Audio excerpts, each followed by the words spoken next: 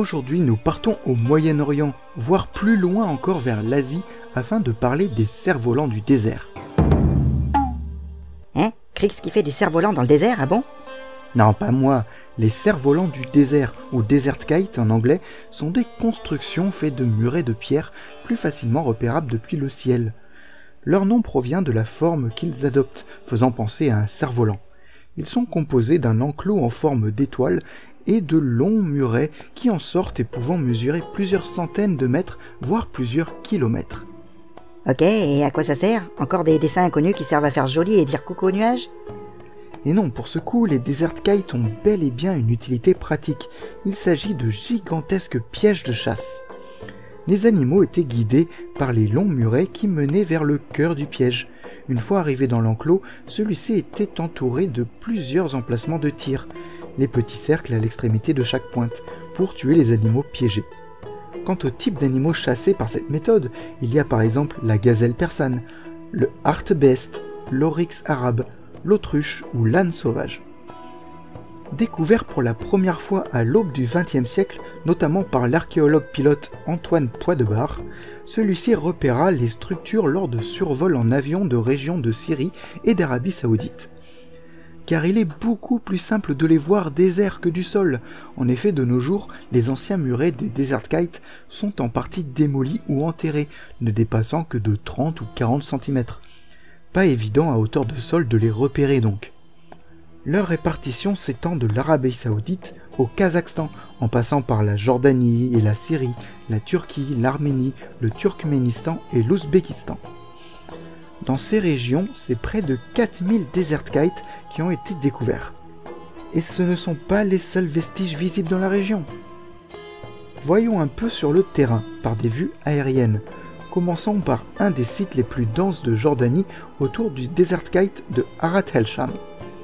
J'en ai relevé 40, ce qui est déjà pas mal, mais j'aurais pu, en prenant le temps, en relever des centaines, en partant soit vers l'Arabie Saoudite ou soit vers la Syrie. L'objectif est simplement ici de vous montrer quelques exemples de ces structures et de leur organisation. La première chose qui frappe quand on regarde ça de loin, c'est qu'ils sont organisés en longues séries en ligne pouvant faire plusieurs kilomètres. Principalement nord-sud, les kites, eux, sont orientés pour la plupart l'ouverture à l'est et le piège à l'ouest. Peut-être une habitude suite à l'observation des troupeaux. Formant une longue barrière continue constellée de pièges, il suffit alors de pousser les animaux vers l'ouest afin qu'ils se piègent tout seuls et se fassent tuer par les chasseurs dans les emplacements de tir. La largeur des kites est en moyenne entre 70 et 200 mètres, pour une moyenne plus proche des 150 à 180 mètres. Bon, et ça date de quand tout ça? La plupart des études menées tentent à dater la majorité des cerfs-volants du désert au 4e et 3e millénaire avant Jésus-Christ, soit l'âge du bronze ancien dans la région. Mais une découverte récente a révélé quelques surprises uniques, mais nous verrons ça juste après.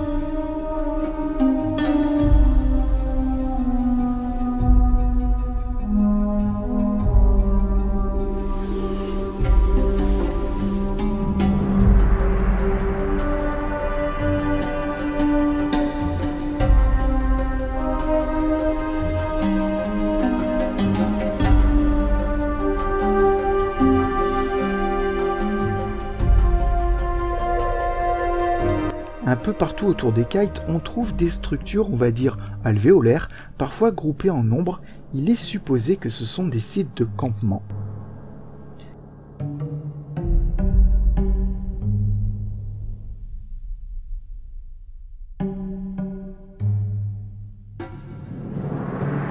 D'abord, j'aimerais faire un tour dans une autre région pour vous montrer des kites à la frontière ouzbek-kazakh, juste à côté de la mer d'Aral, aujourd'hui quasiment à sec. Si le principe est identique, la forme est légèrement différente, formant plutôt un V avec deux petits kites de forme triangulaire aux extrémités. En voici donc quelques exemples.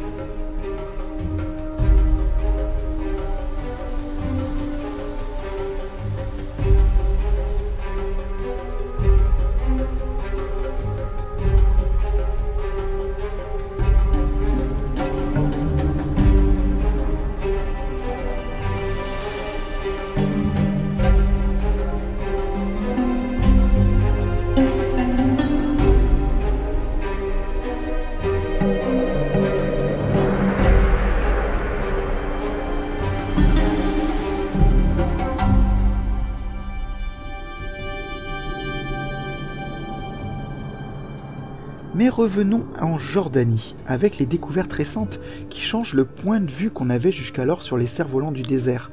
Le coordinateur de la mission archéologique du sud-est jordanien effectue régulièrement des repérages dans les immensités désertiques. Et en 2013, il note l'emplacement d'amas de pierres étranges dans la région de Kashabiyeh.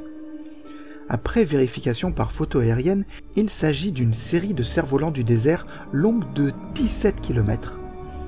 3 campagnes d'études auront lieu sur les sites entre 2013 et 2021. Et c'est là que des analyses radiocarbone de morceaux de charbon de bois retrouvés montrent une occupation des sites bien antérieure à la plupart des desert kites. Ceux de Kashabiyeh datent de 7000 ans avant Jésus-Christ, ce qui recule de près de 3000 ans la véritable origine de ces longs pièges. Une période désignée alors sous le nom de période pré-céramique B.